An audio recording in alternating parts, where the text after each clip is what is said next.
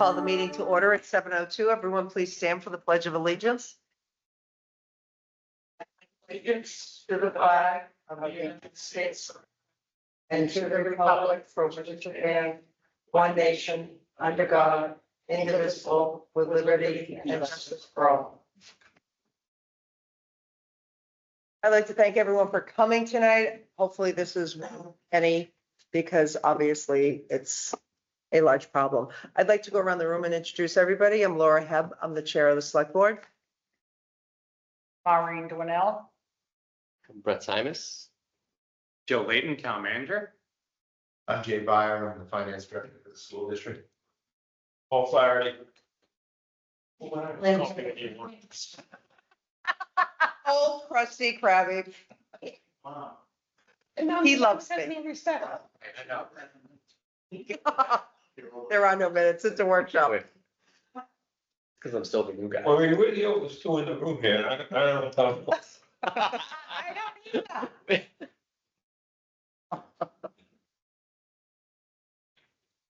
Okay. Sorry.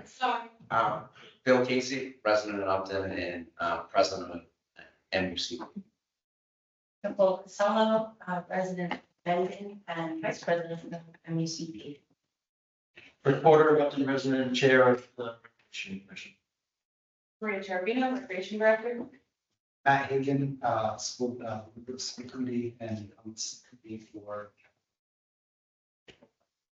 Jim Forkey, school committee member for Upton and Swan County. John Nicholson, school committee. Maureen Cohen, superintendent. Well, we appreciate it. So this is really, we need to exchange ideas. You know, we all have fields.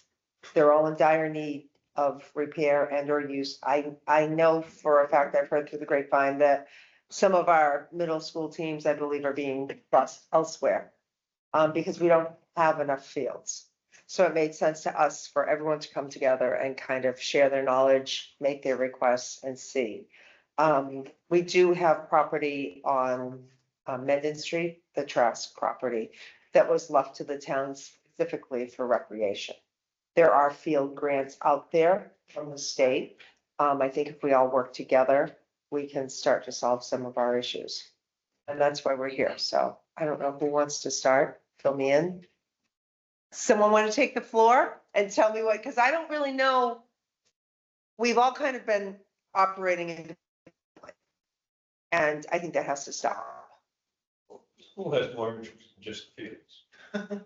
Obviously, we need a roof. Right?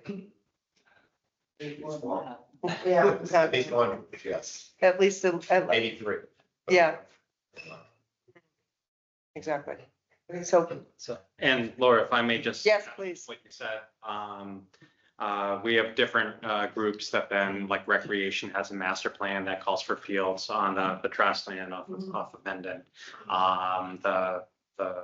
We have representatives from the Mendon Upton community project that have also been working with schools to present athletic fields improvement plan, and we both provide service to Upton, Mendon youth sport leagues. Up at Kiwanis, we have fields, and also off of West River Street that for this fall we actually had to take one off cycle, so that creates other burdens where it may push it to the school. So it's sort of like we're all a balloon where you squeeze one side and it goes out the other, and that coming up to the upcoming fiscal calendar, looking at budget capital improvements, getting an idea of what we need, getting an idea of what is and works through the school and the parents group that is looking at athletic fields. The board is concerned about many different projects within town, some of it capital with the schools, some of it operational with both. But this is like more focused on the athletic facility, since this is something that the community project has been, I believe you talked to Mendon, and I've been at capital subcommittee meetings where they presented, but want to make sure we were all sort of starting with the same foundation of knowledge and understanding each other's needs as we go forward, since we're really at the beginning of our FY 26 capital budget and operational budget season. And if I may, this is a workshop. Feel free to speak. There's no protocol. This is truly an exchange of ideas. So, like I said, you met with Mendon, but you haven't met with us. So, but please just, speak up and say, hey, this is what we've done. Share ideas back and forth. Feel free to interrupt each other. My recommendation. Yes. is If, Bill, Nicole can give the highlights of Sure. the work, I think it's really important for everyone to hear some of the work they've been doing. And I think I'd love to hear more about the recreational needs too, just so, because I haven't heard that after. And then Jay and I are always more than happy to speak to some of, what we're thinking about, but also in relation to the roof needs that we have as well. I have a slideshow that we can kind of buzz through. I'm not sure how to, I just need to keep this plugged in. There's plugs here as well. That won't Well, that one. connect. I can send you an email to join the Teams meeting, and then you can I can do that. present up there. So if it's easier for you to plug in here and sit at the end of the table, that works. Yeah. And, what email should I send this to? It's N for Nicole, SCASBELLO@gmail.com.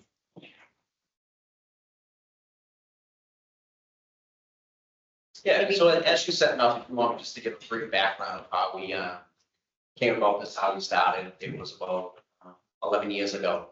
And we started looking at, and it was on both sides for everything as we were.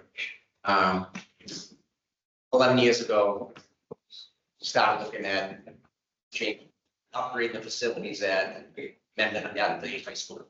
With the lack of much lack of irrigation, proper wells, fertilization programs, just basically upkeep.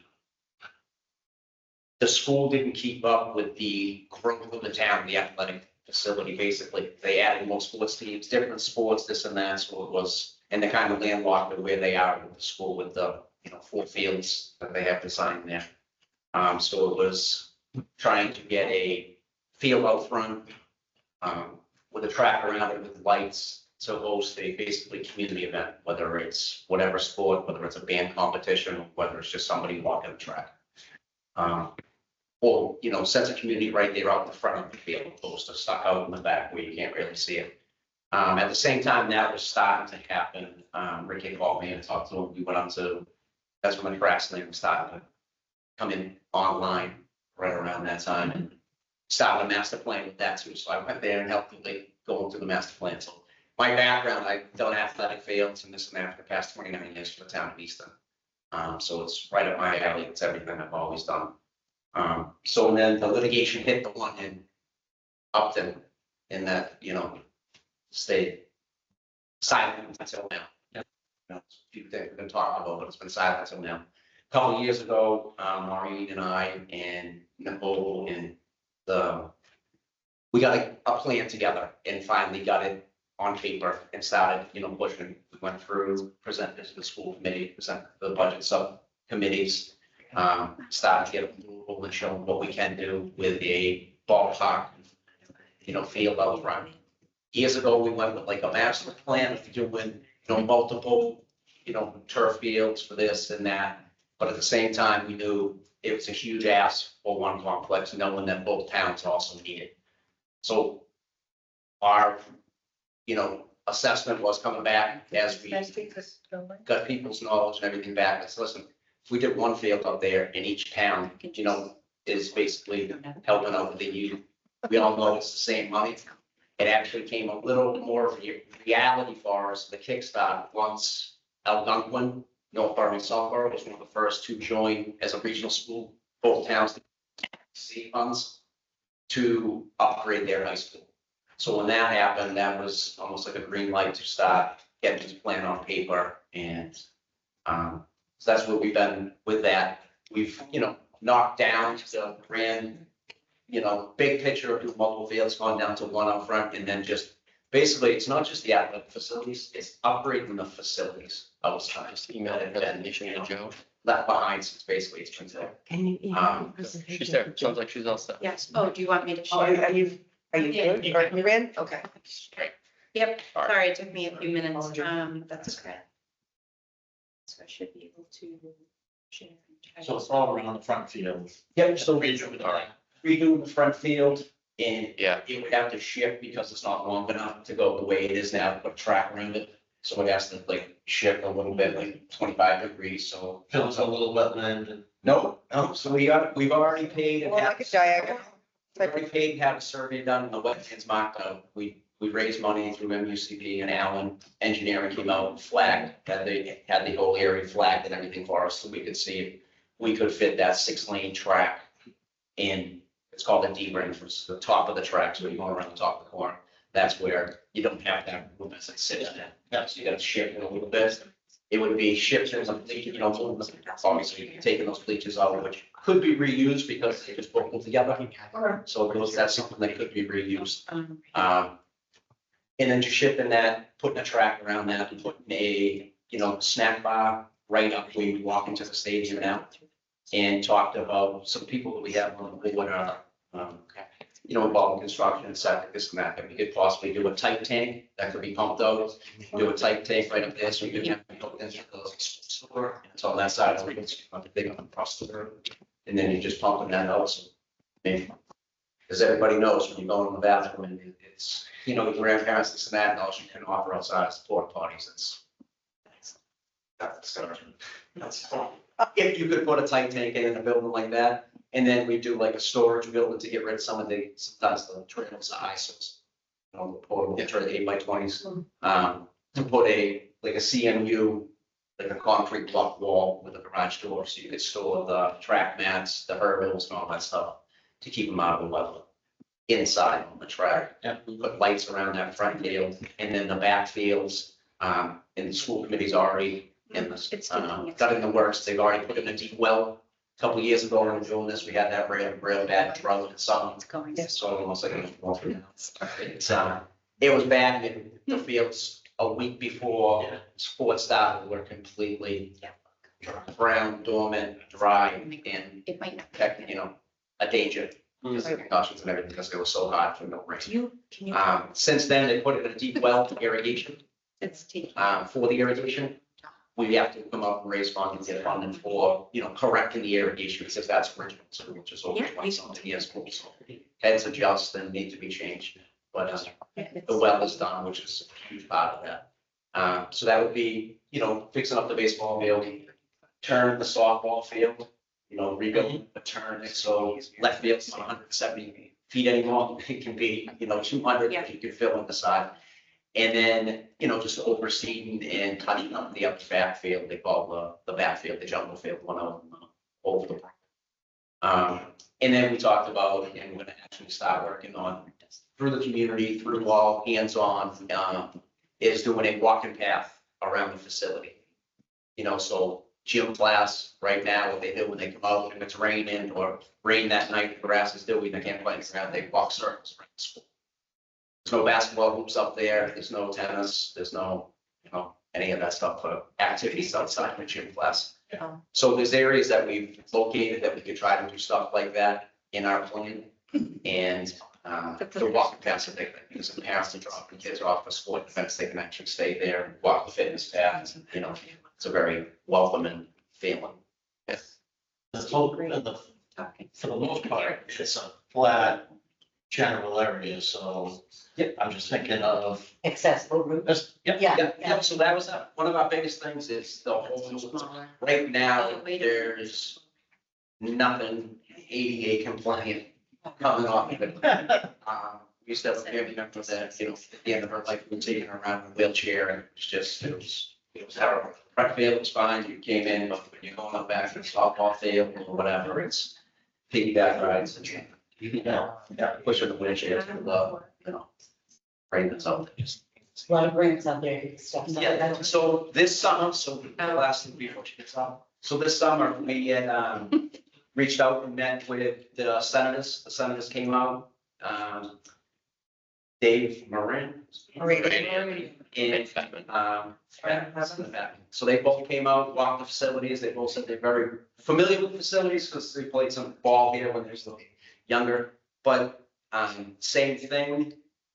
We're gonna get a plan together for them, and the school has to go by February, and they go after that for state grants. Right now, we did secure a grant for $30,000 that should be issued soon for irrigation work at Misco.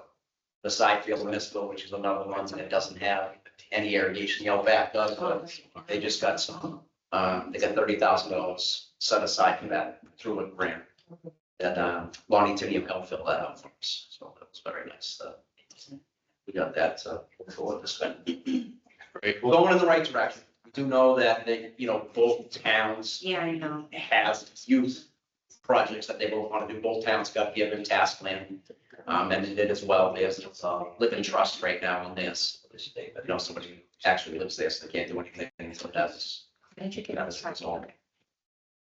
So that Yeah, it looks good. that's what we say. It's just. This- Nice job. so is it- Perfect timing, right? Yes, so right now, I mean, everybody, Memorial's kept you, the backfield, Memorial is, town Yeah. taken care of by the Parks Department, and it looks absolutely beautiful. Just like, Kiwanis does as well as West River, those fields are very well kept. The back of the site is all maintained by the town, it's not maintained by the school. So the school basically maintains their Misco and Nipmuc, and it's short staffed, it's basically all of it, it's just you don't have the numbers of people to take care of the area and the demands that you have. Okay, so we're up and running. So this is just the presentation from, the last time that we met with leaders. It's very similar cover page to what we met with MURSD and the school committee. So we'll do. Can someone just X out that box on the top? I can't. Yeah, there you go. Thank you. We'll do a couple quick introductions. We kind of already went around the room, but in the slide, you'll see who our group is. We'll go through current conditions. Bill can talk through that, and the desired future state, which will show some comparative town fields. And we have an analysis and some community feedback that we did put out a survey, so we can talk through that. So this just is our homepage that sort of shows our original group. Again, reiterating, MUCP Mendon Upton Community Project is a nonprofit organization of both Mendon and Upton residents that come together and looking for improvements in our playing and equitable conditions in our towns. Again, we're working in partnership with the community and MURSD. To do just that is improve the playing conditions and the equitable access to athletic and facilities. And the access is a big deal that we've talked about in the past. And that's wherever it lands. Right now, we'll show you some designs in the on the Nipmuc High School grounds, which is in Upton. But we are looking to improve both.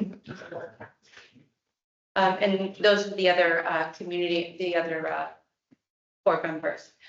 So as Bill, I think, mentioned, we've been established for a couple of years now, and we just list a couple of key accomplishments that we've gone over, and I can't read that. So I'm going to say, and you may have said this already about reestablishing the wetlands.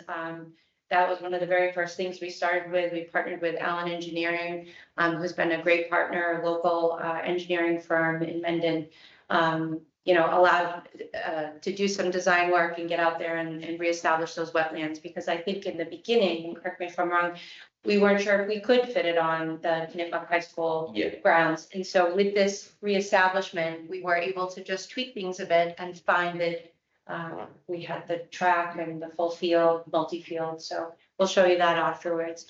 And so, yep, moving on, I'll let Bill take it. Yes, This is so some of these current conditions, so the first picture right in the middle, that's when you're walking from Nipmuc High School onto that backfield by the storage trailers. That's, any chance of rain, this or that, it turns into a puddle, but that's exactly where the picture was taken, is where that asphalt walkway stops. And then it's just, dirt and weeds from there out to get out back. So there's no access for, foot traffic, as well as, it's, emergency access is questionable, that, how you can get out there. And this is, again, this was during the drought, so, one of the top pictures is the, it's a softball field. Yep, so that's a softball field that Nipmuc down the back. And you can see with the lack of a deep well at the time, it was very dry. You can see the green was only there, so it was only sucking so much water out to spit it through. Next slide, probably. And these are the ones of Misco. So that'd be walking in the back of Misco field. For the most part, the field is very green. The irrigation works very well in the back of that field.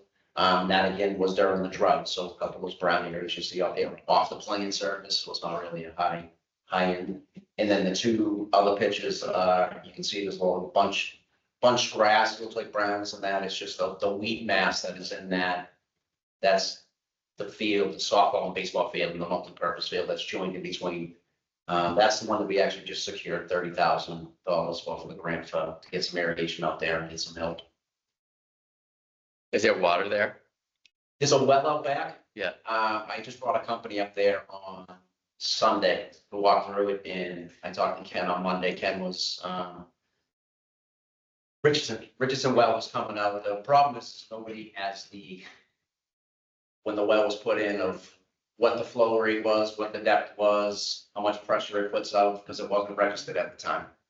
Youth football had put it in years ago. Yeah. And there was no track at the town that was even a well there. Like most towns, once you put a well in, it's registered in the Board of Health.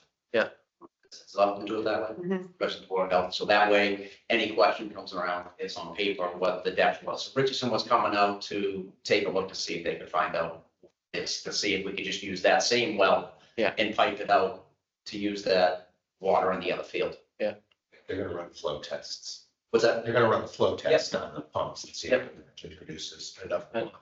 Seems like it should, because even if it does the football field for 3 hours and then shuts off, then goes to the other field, it should. Right, we shut off for 2 hours and recover. It just doesn't have the gallons per minute to actually do enough. You know what the depth is? There's no. So I popped the cover off the other day, and sometimes when you pop the cover off, it's a metal cover that, there's a spot right there for effort to run it in. Exactly.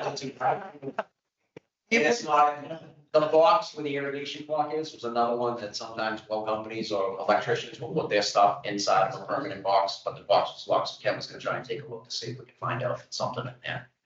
See if that was helpful, because if that's helpful, that $30,000 is gonna go a long way.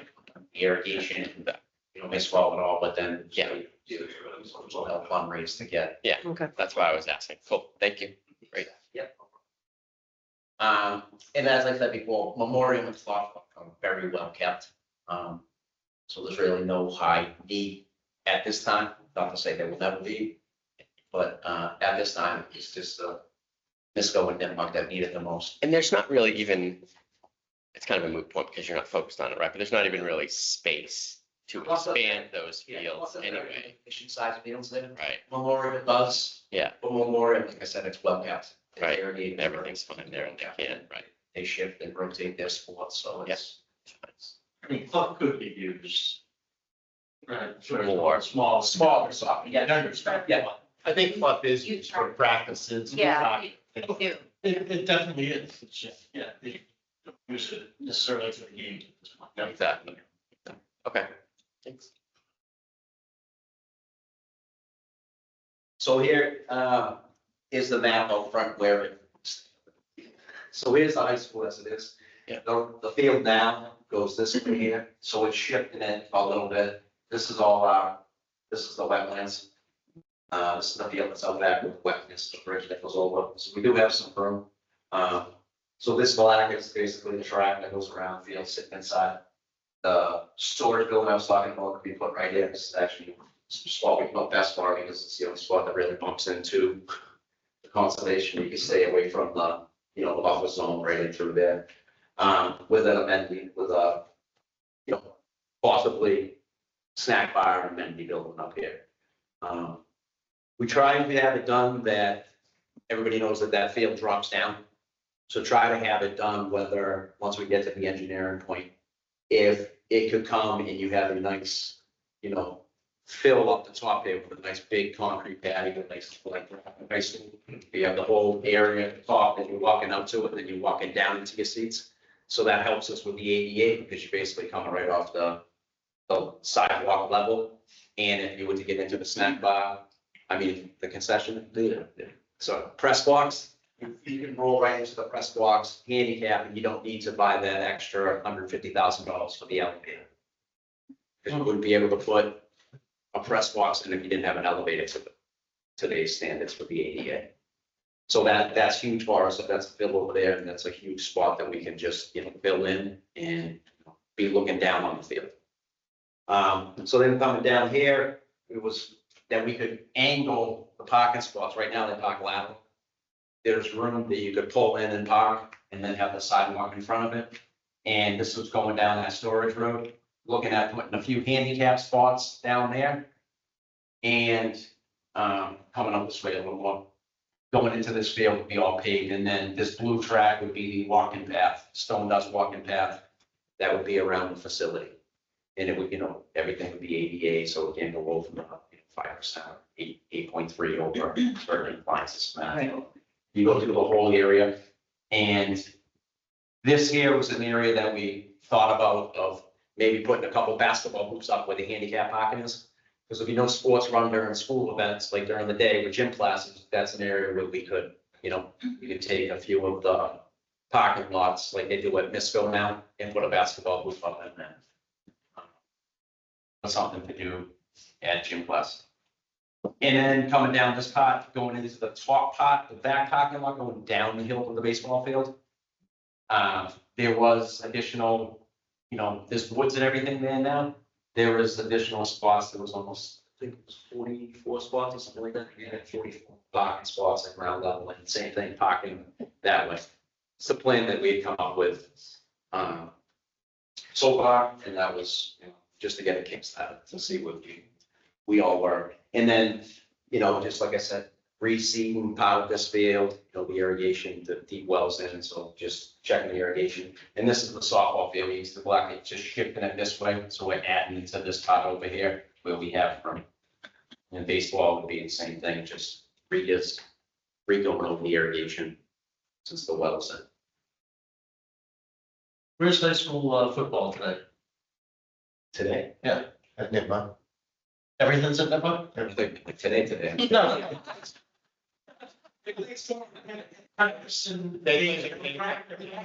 Yeah, they practice on outfield of the baseball field.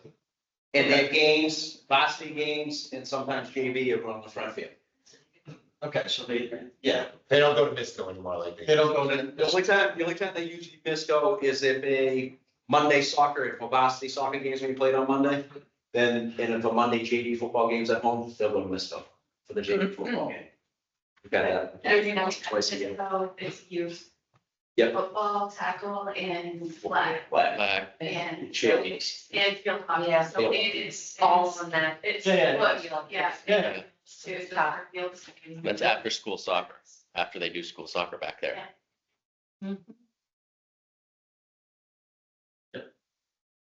So continuing on, we sort of just did a quick analysis. We know that there may have been some concerns with synthetic versus grass. Why to do that? We just sort of listed out some reasons why we don't have to get in that level of detail now.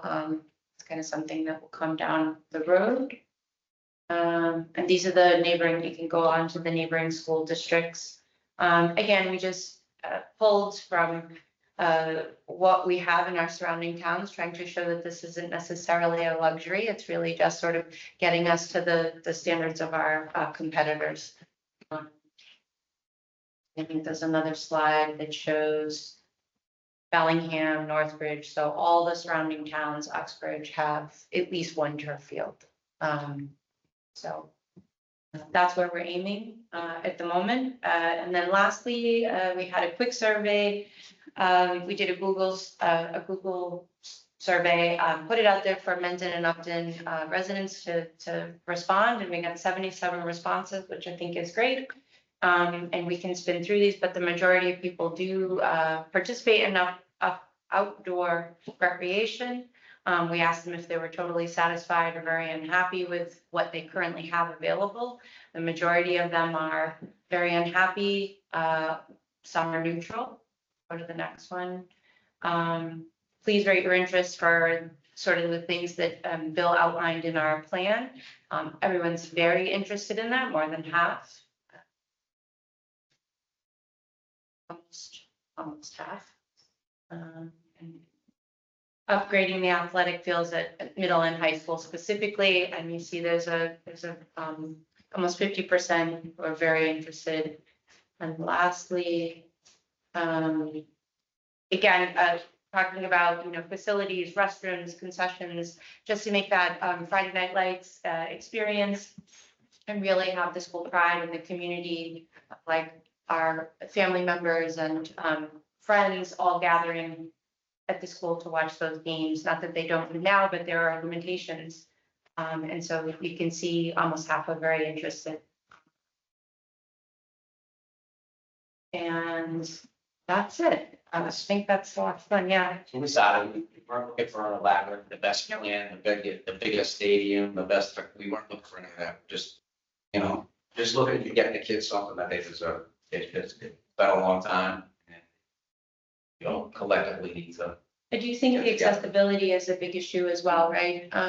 Attending the games and seeing the struggle it is, even for someone with some kind of mobility, any kind of mobility issue, can't get to that backfield. My daughter plays field hockey. She plays in that very backfield. It's impossible for anyone, her grandparents can't come watch them play. I'm sure that's, widespread for everyone. And so we have pride in our school and our towns, and we just want to bring that forward and try to get that out. So when we first started out, so we grabbed the youth in the town and started almost like a junior Mendon community project where they all teamed together with us, and we had a huge field cleanup day that hadn't been done in years. That we should have put a few select shows on there, but they went through all of MISCO, some of the youth teams, some of the middle school teams, and the high school. I was up at the high school with a group of kids, and at the time, the boys lacrosse coach, the varsity lacrosse coach, said that was going to be part of his practice. It was half hours practice. He sent all the kids through the woods picking up all, and they came out with desks, chairs, everything's been thrown in there for years. Came out and made a good pile, made it all clean up. So the kids are taking pride in it. They really, they see pride. They want to see it. This week, you all know that this week they rented lights for a night of the lights for the kids. So I guess the first game, the girls soccer game is playing right now. Tomorrow's boys football, Friday's girls soccer, and then Monday line it and be, girls field hockey. So the kids are excited about stuff like that. So it's just a matter of how we get there. So we thank you very much for the opportunity to come and speak and listen, and we do look forward to partnering with you in any way that we can. So that's how we can. And we're open at any time. Reach out to Joe, and you have ideas, you have progress, you need help. It should be a collaborative effort. Is the points, we started years ago, the one Upton? Still around. Oh, that would be great. Yes, was that what we want to look at next is Yeah, probably recreation. Tom's Um, take? Actually, I might have, if you guys really want to see it, or you just kind of walk through it. I can do it if you want to see it. If I have you can. the plan up on the screen if you want to go through some of the slides, if that helps. Sure. I'll, Can come over here. so that way I'll be able to talk to him a little bit. So, so for those of you that, so this is the trash property here, right? And maybe I'll even come back a little bit. So recreation master plan, I'll talk about this part of it first. We've got a lot of ADA issues, right? Back in 17, maybe 18, right? There was Worcester came down and said, okay, your building's falling apart, you can't use the upstairs, stairs are this, the bathrooms aren't up to par. right? Basically, all of Kiwanis is on loan, I guess is the way I'm kind of phrase it, right? Because there's a lot of improvements that are gonna be needed. Can I just make a comment? Yeah. We do need a lot of improvements. Recreation came up with, the transition plan that Yep. lists those. Yep, The upper portion of the building is not usable because the stairs were built incorrectly. Yep. If they were ADA compliant built or 521 CMR, Architectural Access Board, if it followed those guidelines, it would have been usable. So I just want to clarify that, having been involved. sure. Lynn, is it able, are the stairs able to be modified? The stairs could be modified to, the stairs could be modified, yes.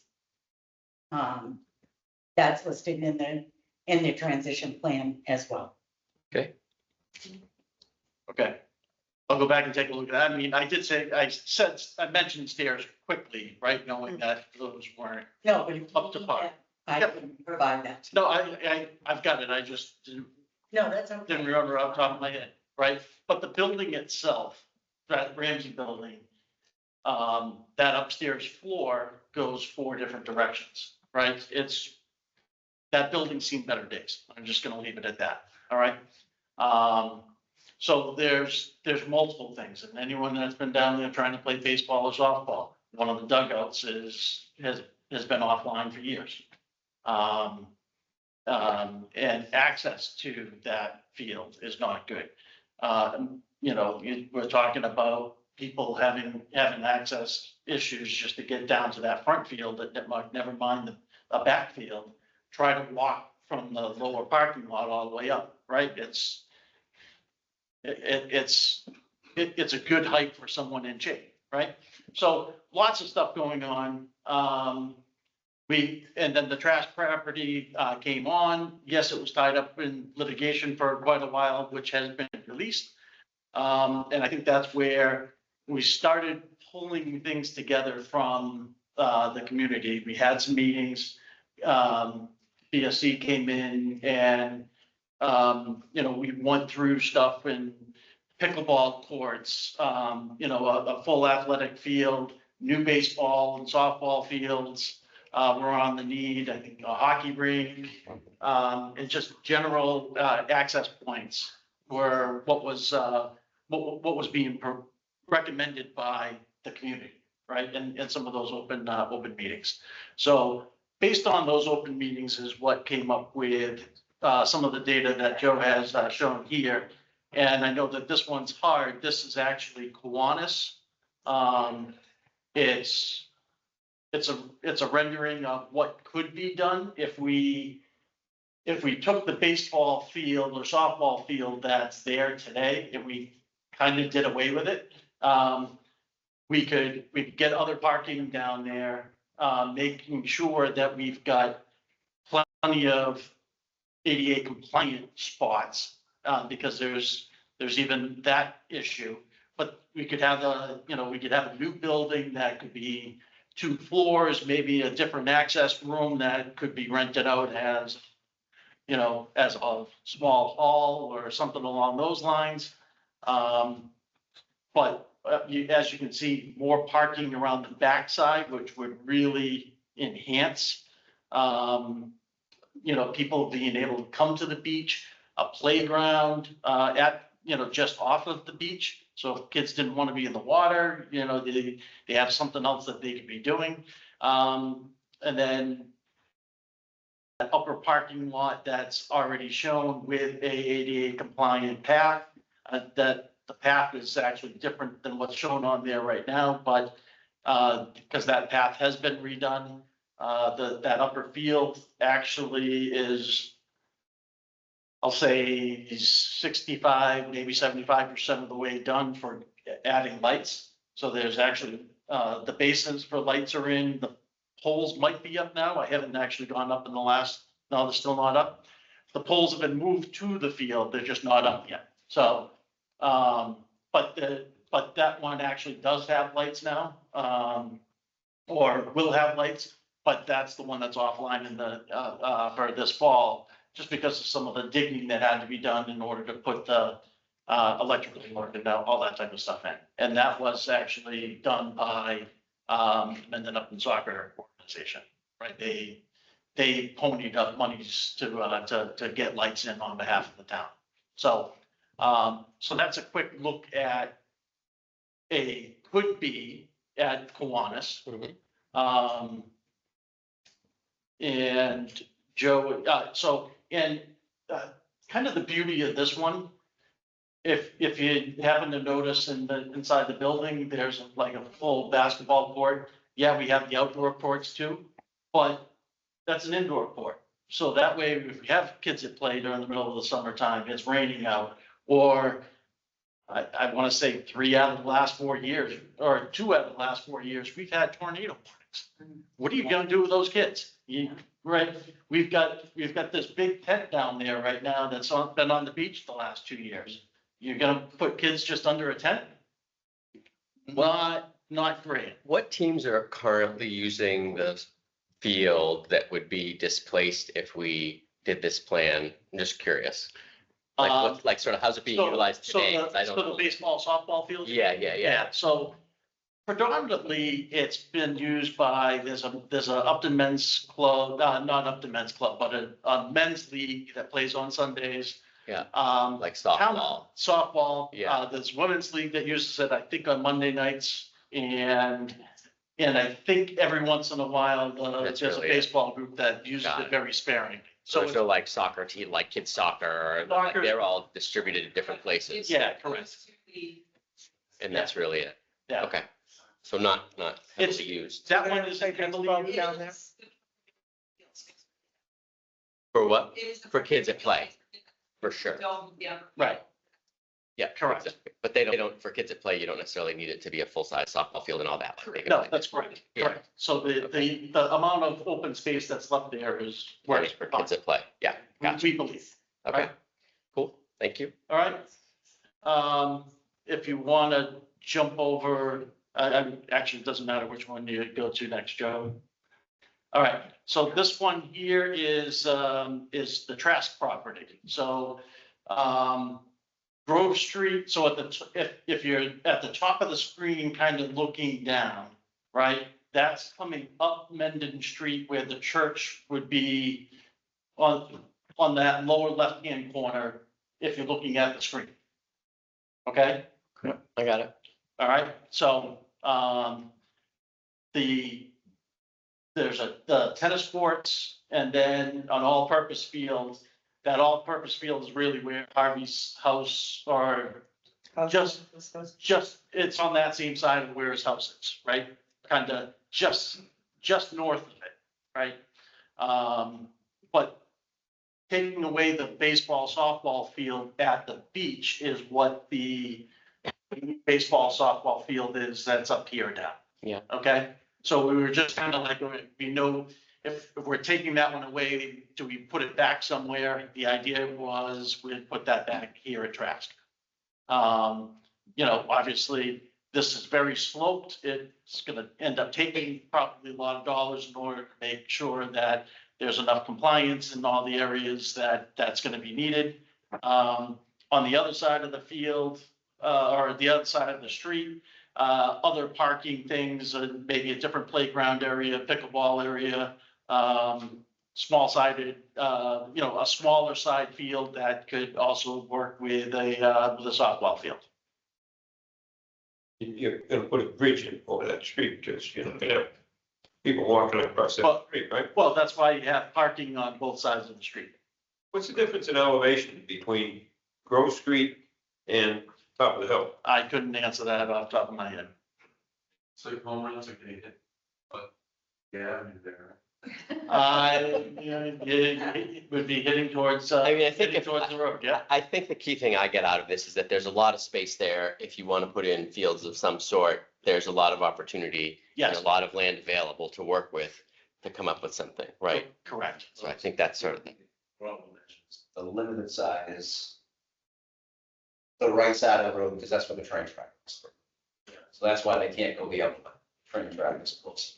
Yeah, and well, I think it's wet. I think it gets wet. I think it gets wet It's down there. not as close as you think it is. There's a pond back there too, isn't it? It's, You I could, mean, it's there, but I think it's not that I think if close. we wanted to do multiple side by side, it could be done. It's not that close, the Oh, train yeah, yeah. tracks. But it's- No, Rick, is there my property butts the train tracks and we used to walk. a pond by the railroad tracks too? Yeah, but I think that's further in and probably up a little north, North, yeah, I think it's north of what we got here. It is. Yeah. right? I mean, But either way, you can't use all that gray land for various reasons, right? Like, I think it's not like that's all usable for fields. yeah, I don't think. well, I think, I think a lot of. So- people- so this, yeah, so Brett, the only thing that I would say with this is, Yeah. this didn't overdo it to maximize the entire space. This was done based off of the feedback that we collected from the town folks and how it would fit within that property structure. Got it. So in theory, you could move some of the stuff that's on the left side of the road to the right side of the road, maybe. We didn't approach it that way, so Potentially we it's could. possible. Yep, yep. Got it. I'd Okay. be, as somebody who lives on Grove Street, I Yeah. would be extremely concerned, even though there's parking on both sides. The speeds are phenomenal. Oh, sure. I mean, I come halfway down my driveway and I wait, Especially in that spot. yeah, because they go 65 down the street. Awesome, good. So, 25 minutes. Yeah. The speed limit's 30, let me just tell you, I can assure you. it's 20, but, like the police chief is, as far as like Kiwanis and Side Mill Lane and that. So that was reclassified as a safety zone at 25, so at least that's something that could be addressed, because that's gonna be Sure. town-owned recreational area. Well, they have a 25-mile-an-hour sign there. It is, it's, as you come down the hill, you're only supposed to be doing 25, it's right by Harvey's old office. Yeah. As somebody who comes out of Grove Street. So Yeah, that's. can I ask They're just recommendations. Yeah. I get that, but so if we were looking at it, you know, my recommendation, I can see that for future use. Can I But ask a if we couple- could put more, Do you know, does this trash plan connect to the trash plan that town Mendon got as well, or is there something in between? There, There's, Street in between. yeah, there's property in between. So this is on the north side of Chestnut Street. This is Yeah. on the north side of Chestnut, yes, Okay. correct. This is right basically. Right after so- the curve on Grove Street, right across from St. Gabriel's. Yes. That field of St. Gabriel's. St. Gabriel's, probably, right. I think the property that Mendon got is much closer to this. yes, Yes. yes. That's right. That's correct. Yep. Chestnut Street. So, I have a couple of questions. Two things, I guess. One is I'm hearing about the fields from MUCP and the need to sort of, that's about improving the fields that we've got at the high school. This is opportunity to add fields or use land that's not currently fields to increase the number of fields. Yep. So I, two questions. One is probably for Retcom, sort of what's your sense of the demand or the need for more fields versus maintaining or improving the fields we've got? And also, what's your sense of, do we also need more fields? It's just that you have chosen not to focus on that because you're trying to focus on getting something done instead of boiling the ocean. So like, do we need more fields? Do we need better maintenance of the existing fields? Like, how does your? I mean, I think most people, the honest answer would be all of it. Yeah. But I think, you can correct me if I'm wrong, but I think it really depends on the group you're speaking to. You know, when Yeah. I'm in this type of group, the Yeah. biggest thing I hear is fields all day, Yeah. every day. Yeah. When I'm at the kids that play side of things, the Yeah. biggest thing I hear is after school programs, indoor spaces, year-round spaces, places for kids parties, places for all of that. Yeah, And so I think at that point, adding additional fields or new things that we already have Yeah. isn't the highest priority. It's Yeah. something that we don't have yet is the highest priority. got it. I think it depends on. Right. on- So if you had $5 million, you'd build something year-round indoor space, like that sort of redesign that you have at Kiwanis, Yeah. that's not adding fields, it's sort of re-engineering and rebuilding, reimagining Kiwanis. Absolutely. That between to this avenue. Yeah. The means that we're getting. Right, right.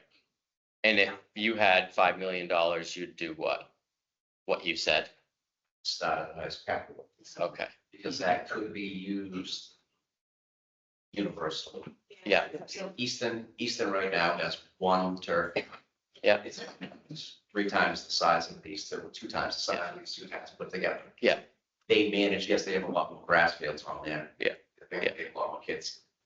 But an example of when high school sports start, the boys soccer team will be on the field, turf field for 2 hours. The girls get 2 hours, field hockey gets 2 hours, football gets 2 hours, and a youth will be coming on Yeah. this time after that. Mhm. So with that being said, it is everybody's still used to it. So it's upgrading. Biggest thing is upgrading what you have. Yeah. Because, To handle that. right, because what we're missing to is. get more utilization on it. Fields when kids are younger. Or when they're getting up to now it's real competitive, Right. you know. Kind of matters a little more. It's more important to have a better quality field when you're playing high school ball than when you're 8. Yeah, They feel hockey, for example, it's a control game. And now you take a team that plays on grass, Yeah. dirt, Yeah. rock, whatever, and then you put them in the state tournament, Yeah. totally different game. totally different game. Sure. Our soccer team, same thing, when they're out, yes, most of the boys and girls soccer, most of the players at high school level or club team or well, you know, they're probably the elite of what is out there. But when they go into playoffs for the first 5 minutes until they get control of the turf again, that's where they're, you know, lost soccer games in the first 5 minutes of a game, and it stayed 1-0 the whole time. I think it's also important to say that there are towns that won't Yeah, play. that's- But yes, there is really, really important. They will not play. I mean, Washington's one of them who said we will not play in our town. And they- Because of which field? This is the field. All of them. all of them, they won't, when we were at the Misco, they said, no, you can come to ours, we'll have all the games on us, we will not play. And there's probably others, but I do not. And then when we had when we have the rainy seasons, we can't play here, we have to play everywhere else because we have no turf for any of our sports. Last year, an example of We have to rent all the placement greens. Right. It's like, a football team took 3 home games last year because of the rain. Down Field was unplayable, and they went and played 2 in Northbridge and 1 in Millbury. Yeah. Just, we're shipping our own kids out, boys that, you know, you work So- a whole year to get a home playoff game and you can't play in the field. Yeah. And then when you ship them out, am I correct? We're paying rental fees? Yeah. We're paying busing fees? And you're not getting the gate. Exactly. So we're losing on 3 levels, correct? So, For any of the hosting, so anything, so like I live in Grafton, but, so once we build that facility, we get to host all the time. Right. And can bring in those gate receipts too, which helps, so that it's like. Mm. so both it's ways, yeah. huge. I think, can I just say that as somebody who's went to Nipmuc many years ago, when it was over in Mendon, that people don't realize the gate fees. So when you talk to the public, you have to explain to us old farts that now there's a gate fee and that's an additional ability to maintenance. Yeah. You know, it's a bonus to the town. It's money that we're losing. Yeah. Not that we're not getting, but we're actually losing it. It's also. Right? Exactly. Yeah. You can host band tournaments. Yeah. They come from all over, they rent, they use places, track tournaments, state track tournament system that people are getting game receipts that, you know, $7, $10 a head coming in. Some of them, once you get up to the elite state, it's MIA. Against the gate, but you get the facility.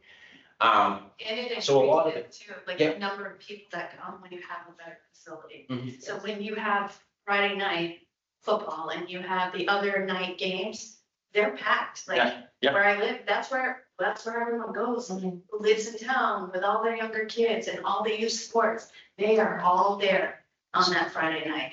And so it's that community sense too, that, you know, it's not money, but it's our community and building that for our younger students and families that come through and say, one day I'm gonna be on that field, one day this is what I'm gonna do, and they're not gonna leave our district and go somewhere else that has nicer fields or feels like a better athletic opportunity or a competitive opportunity. And because we started to work on this, a number of years ago, as we mentioned, and we've had ups and downs in budgets over the years, right? And so some things got put on hold, but in the meantime, you see all of those examples of other schools in the last 10 years who all now have these types of increases that didn't have it around us when we talked about it 10 years ago. I mean, I think for me, the biggest thing too is just even for this session, right, is like just having all of us here together to have one conversation about the needs and opportunities is huge, right? Just hearing that from a RecCom perspective, like if you had the money, you hear more that you should redevelop Kiwanis, right? Because it's not all about, like if you just had, if MUCP just came here, then we would just be hearing that view. But so we wanted to try to balance it a little bit. Now, Dennis Westgate isn't here to tell us about how he wants a new DPW, but you get the point, right? Like that. Right. So, but it's the broader conversation is important. So I definitely appreciate everybody's time coming and having these conversations so that we can be considerate of each other's needs and kind of have a shared strategic vision and plan of priorities going forward.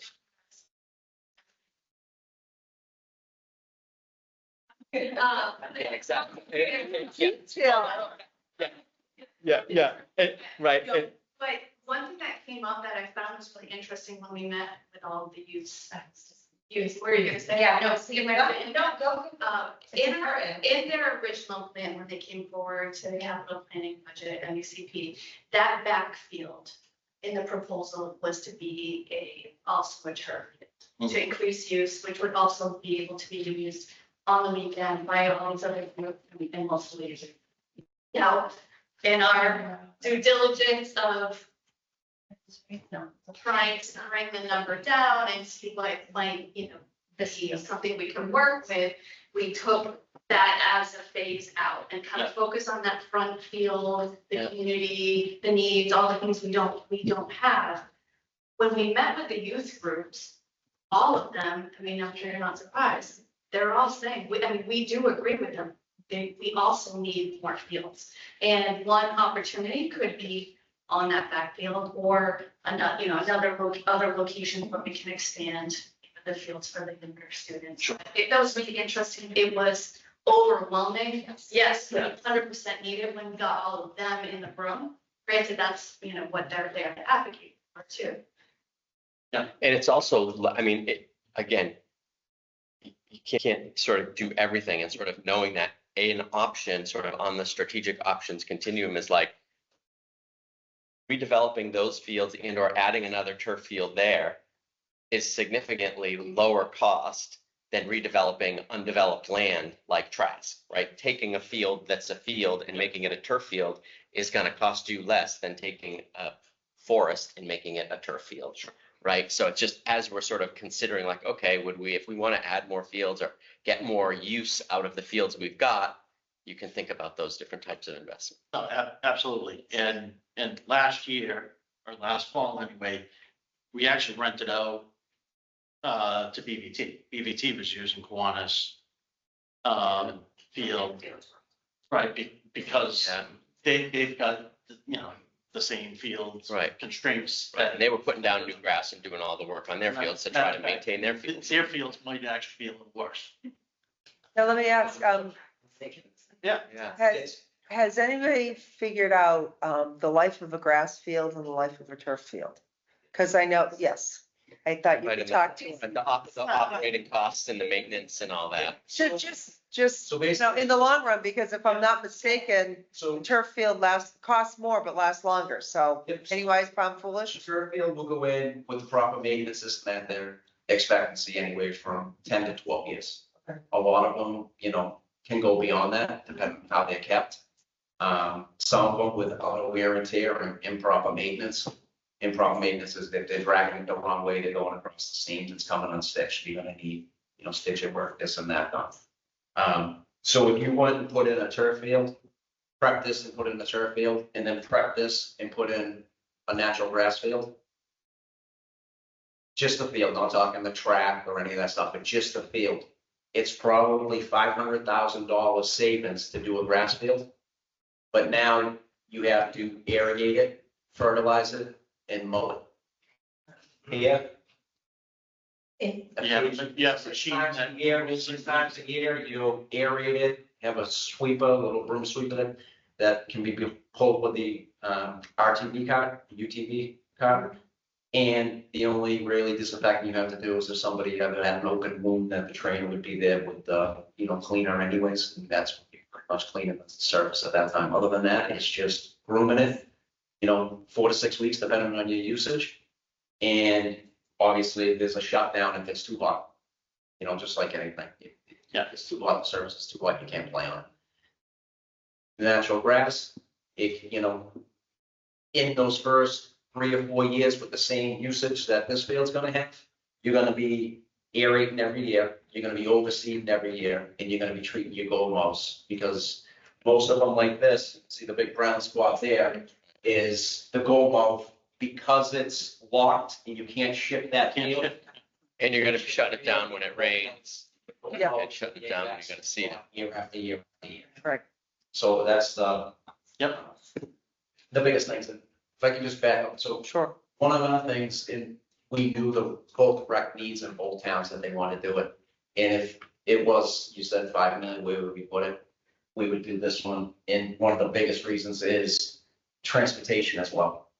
So once the school's done, if we did something off-site on Trask property, like a turf field on Trask property, and we wanted to let the school use it, now you're talking about busing. Yeah. Kids from the high school around the corner when they're running short with buses now. So, and that's just going down the street, because 8th graders, 7th graders, most sophomores don't have a license or a car to get there. And then you don't want them sharing. So that's why if it was the one thing, where would it go? Go on the front field, so it's. And those are the kids that need it the most, right? If we put something like that at Trask, it's like, well, who are we catering to? People outside of town? Because we could have just put it right next to the kids that need it. That's why I was glad she brought it up, because Yeah. we do want to support the youth programs and youth there who Yeah. come up to the high school level. Yeah. And I do think it's important to mention that, but that's a great point, and that's sort of where we're saying. Yeah. We can't do it all. Let our group focus on that, and we're happy to work with the other efforts to have fields developed elsewhere, if that's the effort. Our group. Well, I think, and if you do something like that, you can, if you think long-term, right, now you've got this beautiful track facility. So obviously everybody sort of thinks about football and soccer and field hockey, but if you're building a track like that, that then encourages and inspires people to say, you know what, the middle school should probably be able to practice, instead of running cross country around the bleachers on the crabgrass, on the stone dust, we maybe should spend a little bit of money and turn that over and give them a little bit of a better practice area. So it's sort of like a rising tide raises all ships. I think that's what it is. Yeah. So To that point, right now, we bus our track team to practice at Miss. to practice on the stone dust and crabgrass and run around the bleachers. Which, are at a disadvantage because they can't practice out of their starting blocks at their sprinters because the stone dust is gonna give. It's not the same start and take off. And it's 80% grass right now. Yeah. I mean, literally, It's, it's just which is okay. It is. Yeah. Yeah, it's it's a great. beautiful facility. Yeah. It just needs upgrades. It's just, it hasn't kept up with its static. About parking there, because like I noticed. Twice the amount of people. Yeah. Okay, Lynn, I believe you have a question. Oh, sorry. Go ahead. Yeah, I just, was trying to think of like the financing, because, CPC funds can't be used for turf, but CPC funds can be used to, Mike, correct me.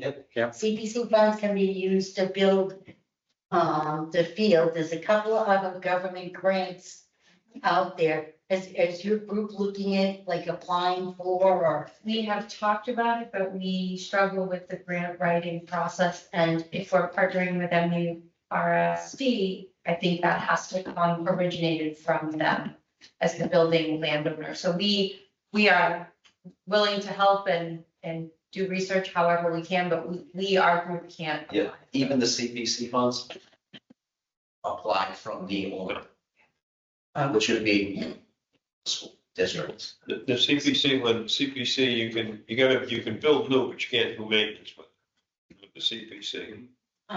No, there's another, There's grants out there. there's like the. And that would be something where- And another grant that you can You just sent it over. But that's very different than the CPC. That's two totally different things. Grants and CPC funds are totally different things. Grants and, yes, yes. We have, and we know, I mean, we all want to like it. There's youth groups that want to help out. There's fundraising that wants to help out, but we need to have a, Yeah. before we can start fundraising, and put that out there that, hey, this is gonna happen, or this is, gonna get voted on or whatever. So it's just a matter of getting everybody on board before we can start. I just wondered if there was like a funding source that you had targeted some of the funds for any rehabilitation around the turf field. I know the turf field can't be funded. Yeah, so basically, just put $1 million on it to get the turf. You would have to come up outside of CPC funds for that $1 million. Right, okay, yeah.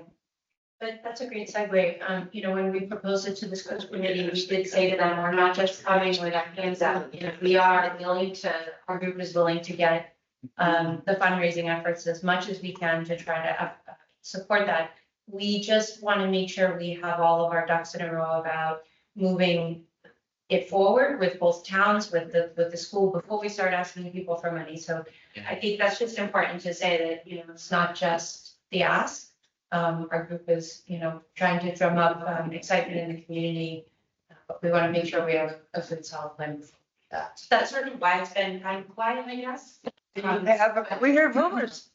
Great, this is a great segue to that. Do you have a cost estimate or any kind of a? We do. So my background is construction. I've been doing it for 27 years. So I'm in the field now. I have resources that we sort of pulled, and Bill's helpful as well because he does that as his work. So we put together an estimate that just sort of bucketed the money, all contingencies, soft costs, hard costs, and I'm forgetting a number now, but I can pull that. I think it was around 10 billion. Yeah, you would know. It was over, yes, it's nine. Like something, right? We have ours. Yeah. And that's a little them started at. So, yeah. And that's for that front section with It's the, like 14 or something. Talking about turf out here and lights out here and turf and lights and a track and amenities building and 900 person bleacher. yeah, and it's just an order of it's just a sort of ballpark, right? It's about, Word has gotten around and we agreed on Aslan Engineering and, Yeah. so there's a few people that have just offered their services to help push this along. So again, like Allen Engineering is working with us to do these plans. He wants to see it move forward. These are all local folks that really want to get involved and are offering to do a more refined, more organized than what we put together. So I think that'll really help support that. And some of what we have on here that we have proposed, the walk-in path and stuff like that, like I said, we're gonna start through our organization. Just getting that going with volunteers and that, and starting that as soon as the leaves fall this November. So we started a couple of years ago and cleaned up on the side of one of the fields, and, cut the tree base back all off that, called the JV soccer field, the first field coming in. Yeah. And, we'll do the same thing and start clearing the path, to see what we can, and there is people out there that are willing, with some machinery to come up and help out, clear some stuff out of the way that, keep us on track to the task. Those numbers we're looking at, can be reduced as we, get partner up with, maybe a Kimball that's gonna donate some of the product for us, or, one of the asphalt companies that can donate some of the base for us that we need underneath the walking path. I was gonna ask a question about parking, but there's really no issue with parking. It's just a question of, do they have to park a little further away, right? Because it's like, there's plenty of parking back there, worst case scenario, right? Yes. I mean, when I've gone there. Yeah. So that's, it's just, exactly. And they can overflow there, so, yeah. Would we be able to do a public-private partnership on that? I mean, let the public side do the grant writing and get the grants, and they're gonna do all the fundraising, and they have engineering, and they have looking for like a Kimball to get equipment and move stuff. I mean, you'd have to look at it legally.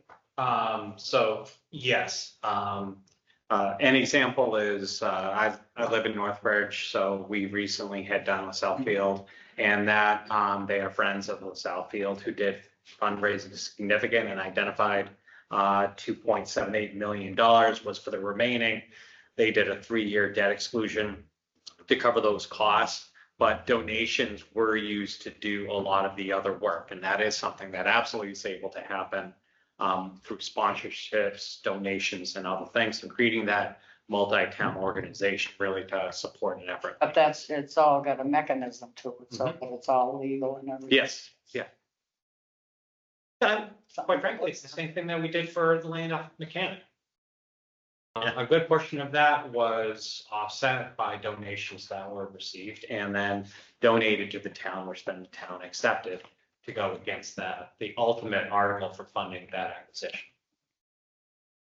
That's different than a public-private partnership.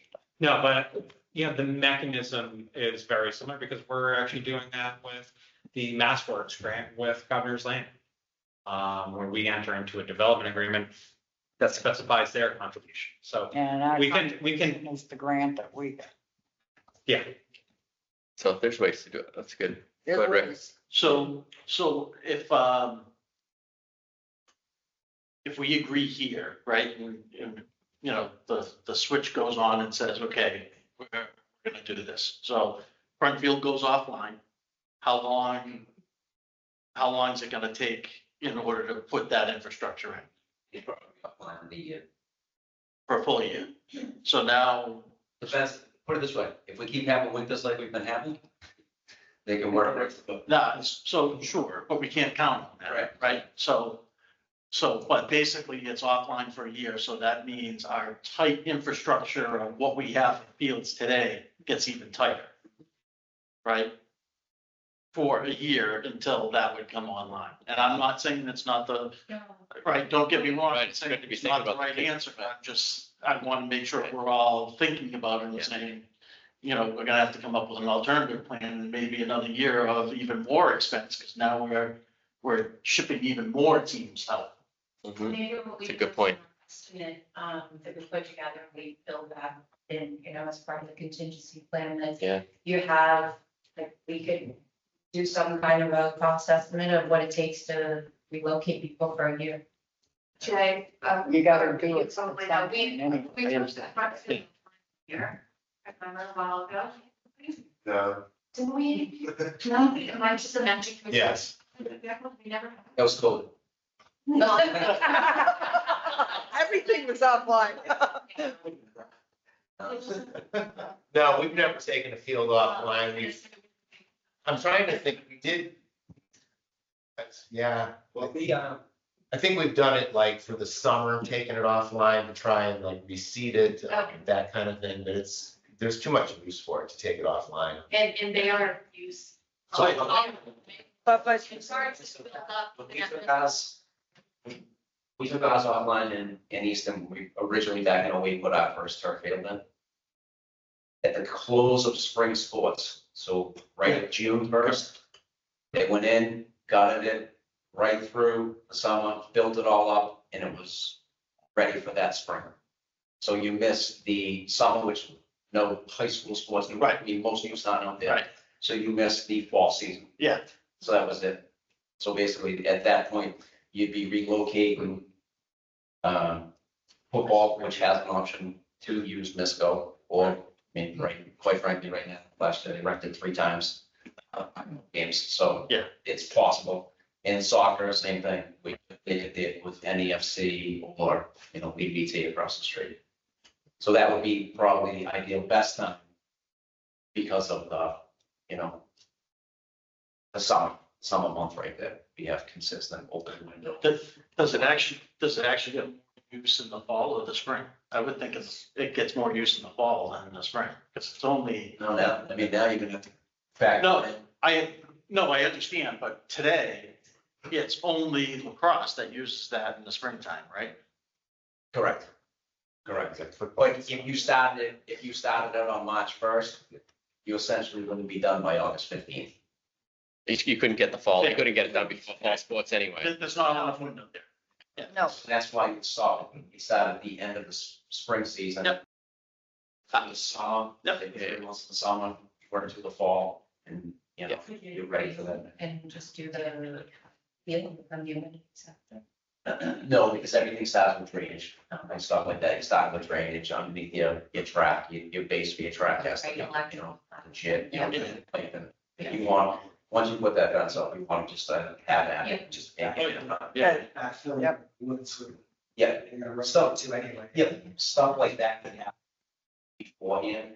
Because of this fence, you could leave the fencing up now, and some of that stuff. Yeah. So, Yeah. it happened beforehand. It's just something I think we have to plan for, Great, definitely. you know, Good point. and if we're busing people everywhere.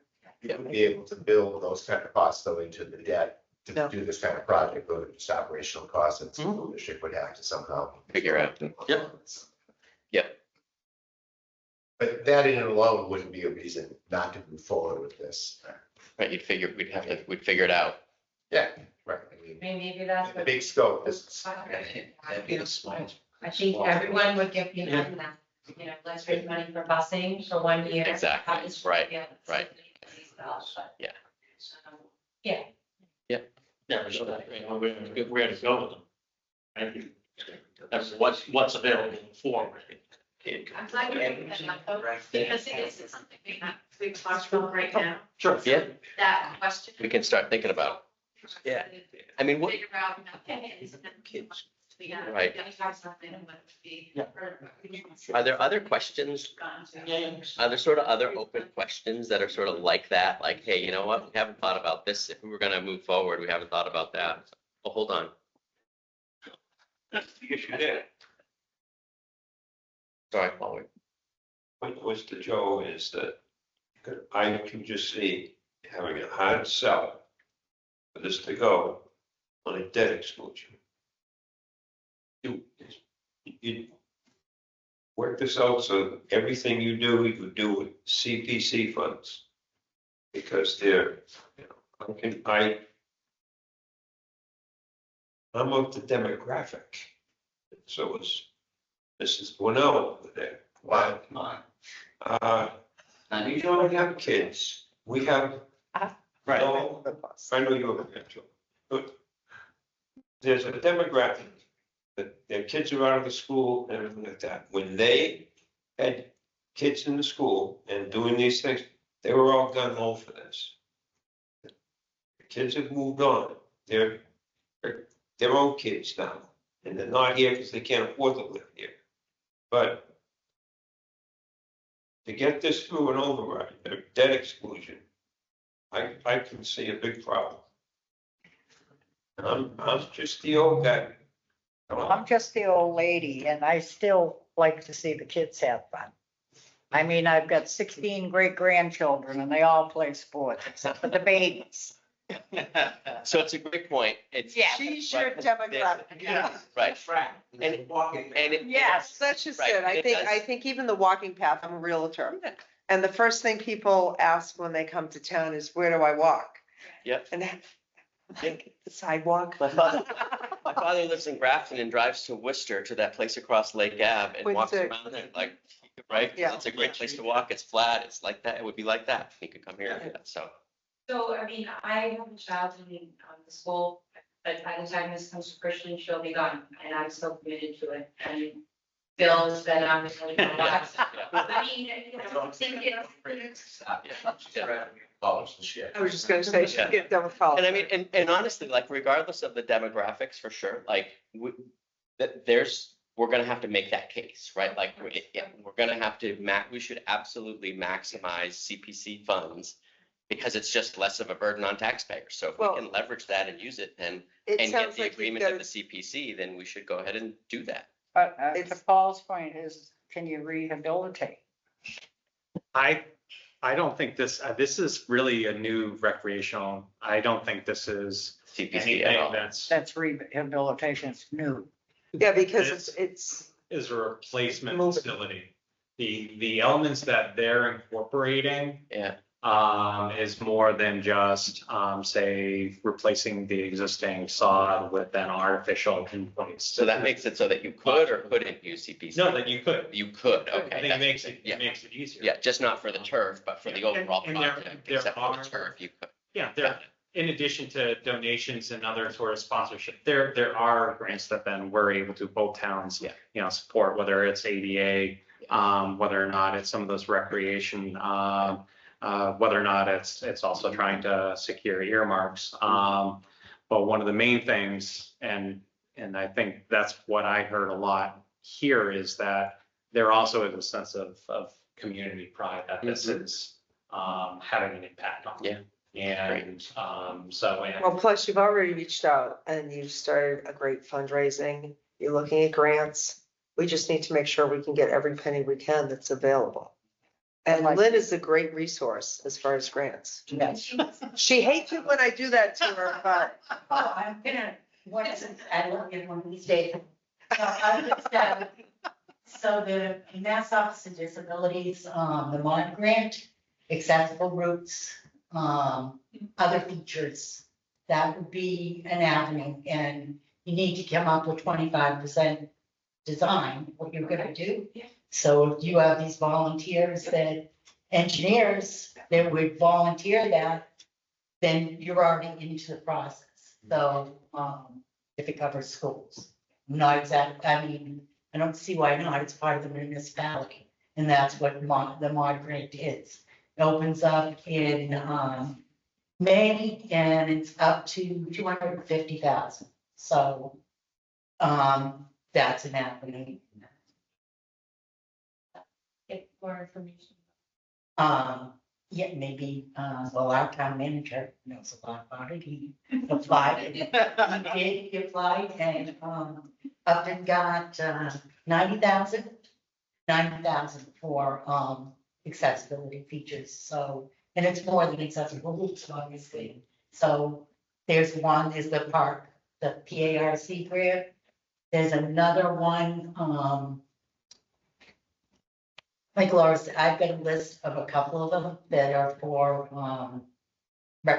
for recreation, ADA compliance, and I also happened upon, I think I sent it to our, open space, committee. There's another grant, I can't think of the name of it, recently, it was for rehabilitation, it was, a good sized grant. It's all the timing though, because mainly there's some of the, a lot of the grants open October, it's kind of watching it. Is there a time limit on the money once you get awarded? Yes, there is a time limit on when you have to, wasn't it the following June? You have to spend the money in a certain amount of time. for the mod, it's, you need to go with essentially 25% design plans, and it needs to be expended within 9 months. So, but various grants have different timetables, whether or not it's 2 years from signing the contract or based on the fiscal year, depending on what they have for criteria. Matt or James or any of you guys have any thoughts, perspectives, reflections? Just listening. He's kind of spoken for. She's. One of the things, so I was actually just at daughters the other day, and I've talked to a new number of people in the community about, every time I talk about capital planning, I've talked about fields, and I think they've done a fantastic job with showing what we need to do, and how it needs to be done, and why we need to do it. And I totally support doing it because it's really fantastic. We've done a great job kind of off the things that we can. It's pretty refined. But when I talk to people in the community, a lot of times tell them about the fields, it's fantastic, it's great, excited for it. And sometimes the response is, but what about MISCO? So that's a big thing for the community, particularly when you're talking about TED exclusion and having to vote on something, if the community has to vote. That's something that needs, People are gonna ask, right?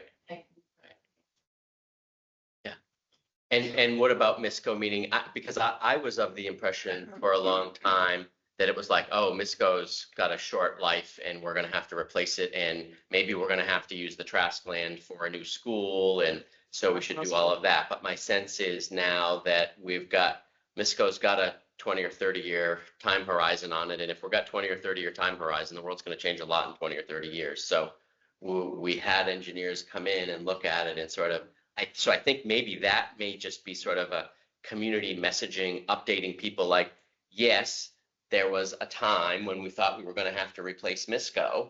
We did the school, not we, you all did the analysis and have found that Misco's got some legs, it needs some work. There has to be some investment and some key infrastructure. We acknowledge that. Smaller investments, so you should bring it up to standard for. Exactly. But from a capacity perspective and from an infrastructure perspective, you can invest in the school that's there as opposed to having to replace it. I mean, I know there was a time when it was like, oh, everybody was like, oh, we have to replace Misco. We're gonna have to do that soon. And that seems to not be the case anymore. Is that fair? assessment? So that means that It's not this right now. So how much, what are the assessments for the school? 90 million? yeah, You know, if like what was at the top was the roof at Hitchcock. Yeah. And we put in a statement of interest.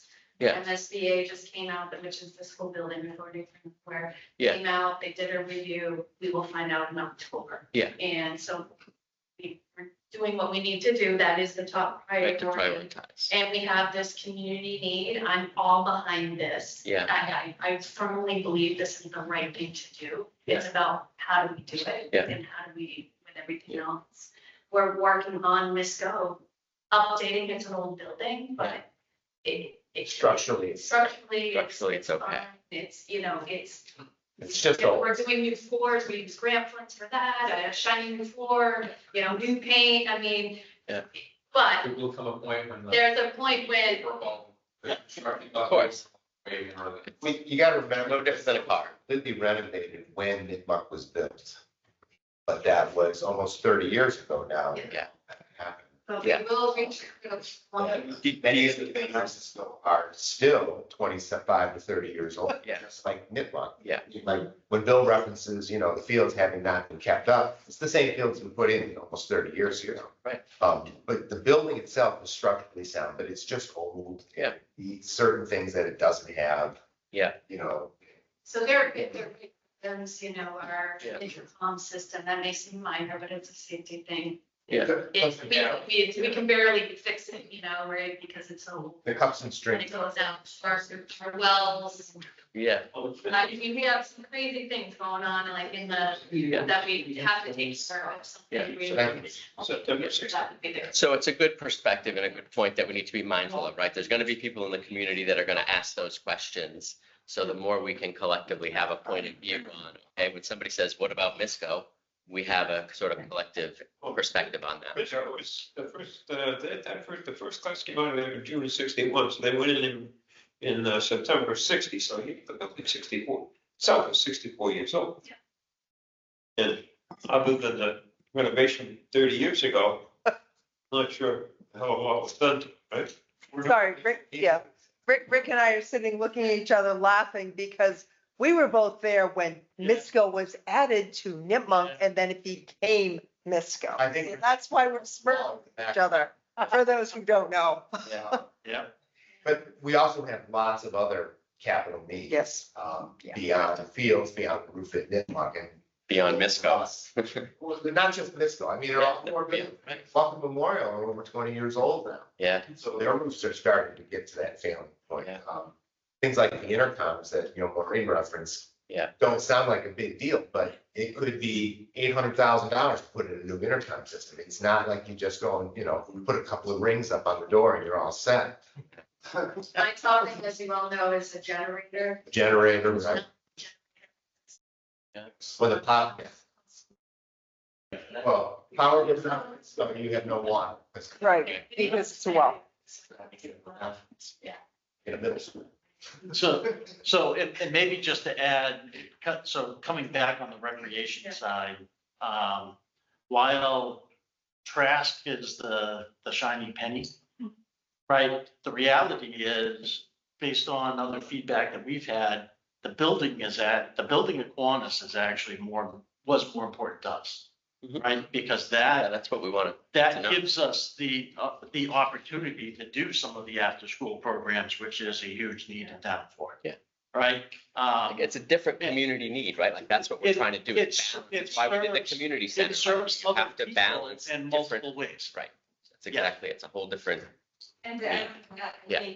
again, these things pair really well Right now, Exactly. our main priority is a building which is year-round indoor space, pickleball has 250 members and plays downstairs. Yeah. Women's basketball plays downstairs. Yeah. We have nothing that we can do in the winter for indoor space, after-school programs. It is something that the town doesn't have. Right. This would support high school sports in a way that right now, That's right. isn't our top priority. But eventually, the next step for us after the building is TRAS, which would Right. support youth sports. The building is youth and senior and everybody in between, and then also, so it really Yeah. pairs nicely to do all of it in kind of the order that I think we're on.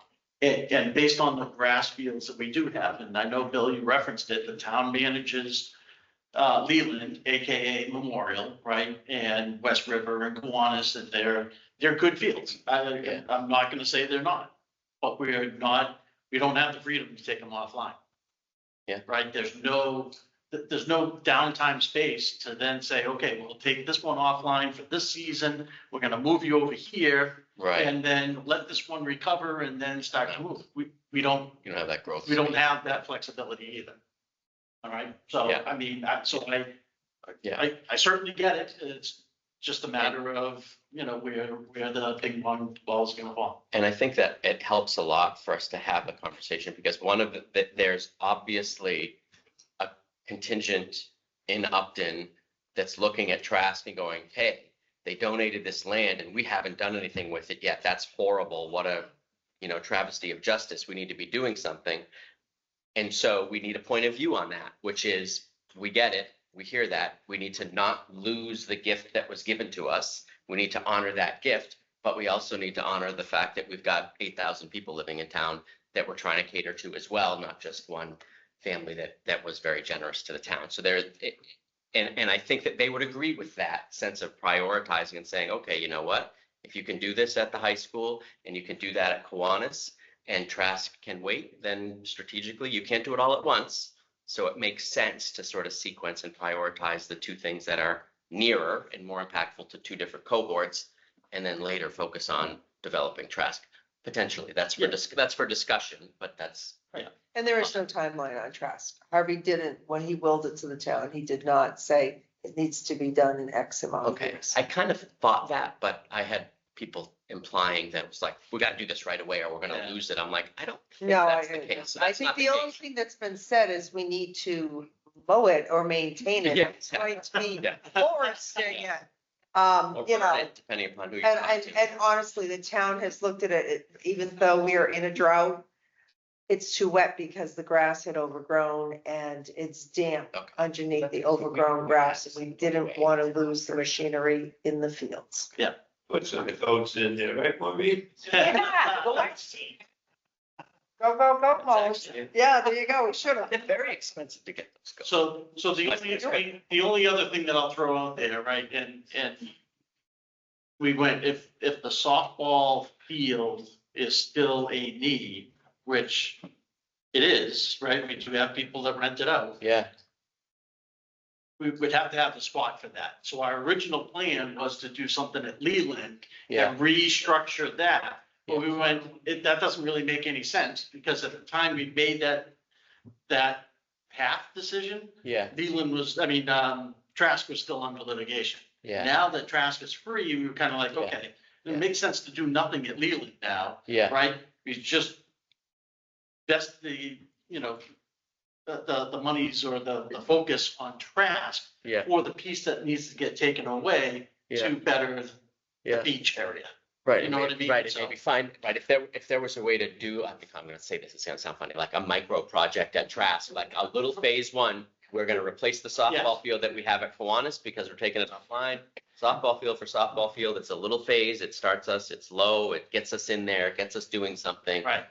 But if we made it big enough where then it's a dual purpose. I was gonna say, that's a slippery slope, once you start doing a Then new project, it's could gonna be like, be- well, you might as well have this. And Yeah, Disrespect the softball needs, but the reality is it is 2 days a week. Recreation. It is being used. Yeah. Is there, Right. communication with schools? Is there communication with Another them? option, Is there right. another place to put them Yeah. in the meantime Yeah. that they can keep these needs, Right. but face a little? Do these groups use the fields behind the firm? Mostly don't. Behind Memorial? Yeah. No, youth uses it. Okay. lot of youth, Yeah, during the Flag springtime, football, it's, soccer, it's all wire to those. wire with lacrosse. And then, right now, football's up there 2 days a week and soccer's there. Yeah. Because soccer, with Kiwanis being shut down because of the lighting piece that's going on, soccer's up there now as well. And Dennis did identify that, one of the things is the town could use like just a practice field. Oh, yeah. Something that is not the cream of the primary crop. playing field, so that may be an overlap opportunity. So you clear a little bit more for the softball field. You have it so it's a practice. So if we run into issues where we need to delay having teams go on to Kiwanis by a week or two, you at least have it. And that just gives us a little bit more flexibility if we have to take something offline. Yeah. So it doesn't need to be something you put in a huge amount of infrastructure to do, but it's one of those value add just to give us a little bit more flexibility. Yeah. How's the manpower at the town level for the parks department to maintain under facility development? That's where we have challenges. I know, Right now, I live in our work, we rely on seasonal part-time help to help mow and take care of those fields. And we have one person that basically, from when you can get the mower and the equipment on for fertilizing, taking care of all of that stuff, overseeing and maintaining it. That's basically, we have one employee designated as doing that, and then other summer help. So bringing on full town athletic facilities, regardless of what you all would be doing with the school, that does stress. Our manpower. And I'm definitely a fan, and I teed this up with Dennis, partly too, based on our conversation, right? Like, it's appropriate for us to have wide-ranging conversations about what are the possibilities for reorganizing, restructuring the town and the schools in a way that most effectively maintains the property that we've got. And there's examples where, and I said this to Dennis, I'm like, just think about this. It's obviously a huge change, right? But does the town have a department or expand so that there's capacity to take care of the fields, whether they're on school property or town property, as a way to try to partner with the schools, right? Because it's hard for you all to have custodians maintaining, it's like it's a whole, maintenance of fields and parks and rec is a whole thing. So anyway, I threw it out there with Dennis to start to think about, like, could that ever happen? Step on like opportunity for both the town of Mendon, the town of Upton, and the school district to put together some kind of collaborative recreation plan that we all share, because they have the same, everything I'm hearing here. Yeah. I hear in the town of Mendon. And that's, They live with it pretty much. honestly, Jay, that's why we wanted to do this tonight, because Yeah. there's no sense in recreating the wheel in both towns. We are a regional school district, and like it or not, even though the minute we merged, everybody started talking about splitting, Yeah, well, we're gonna have to combine more services because neither town can afford it separately. I know, like, This might be a good example, opportunity to do that. maintenance of the fields. I know Mendon has the same issue because I know the person that has to deal with it. Yeah. Right, really? Yeah, it's just, so I guess I'm just wondering, like, is there an opportunity to bring this all together? I'm not Yeah. talking about creating a new regional district, which will. No. That is the third No, way down that, but Right. just to collaborate and. Just to try to think about it. I think when we talk, Explore the it is ideas, youth right? sports, it is both towns. Right. The schools are both towns. The middle school now is both towns. I think at the end of the day, you're right, there should be. You can't send the janitor out to take care of the fields. They don't know what they're doing. And Well- you might be able, anybody can mow. I used to mow. I can't say I did it well. I just, It's manpower. It's just. right. You guys on duty at Nipmuc during the day, they can't be out in the Yeah. fields all day. There's things done in the building. Yeah. Right. So that's just a variation or a part of the solution to the problem of, we want better fields, we want better maintenance of the fields we've got. So there's different ways that we're looking at this. So I just want to sort of raise that to reassure everyone, like, we're looking at all the options, we're looking at all the possibilities. We should continue these kinds of conversations. It's To Really Mr. Casey's point over there, somehow I got involved in the community center And when you don't set Involved. the architect over there, she wanted flowers here and fruit there, and we should have all these plantings all over the place in every meeting.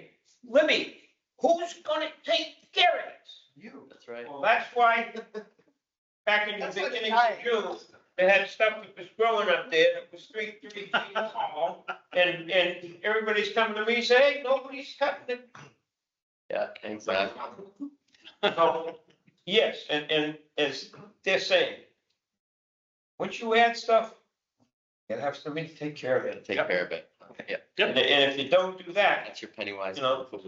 Yep. It is, and that, for those who didn't hear, it, Brett just said that's the penny wise pound foolish, and that's my big thing, like. Don't, if it's just a little bit more, we get more mileage out of it, and it's cheaper in the long run, let's do it right the first time. Because if you go back to the well, 5 years later, they're gonna go, oh, we just did this. So, Well, we hear that about this, city 30 years ago. I know, We're just here. Me, you have to do something in there, like, we just built the place. I know. Well, like I said, that's why Rick and I were looking at each other laughing, because we lived through the construction of quote unquote Misco when it was attached to the back end of Nipmuc.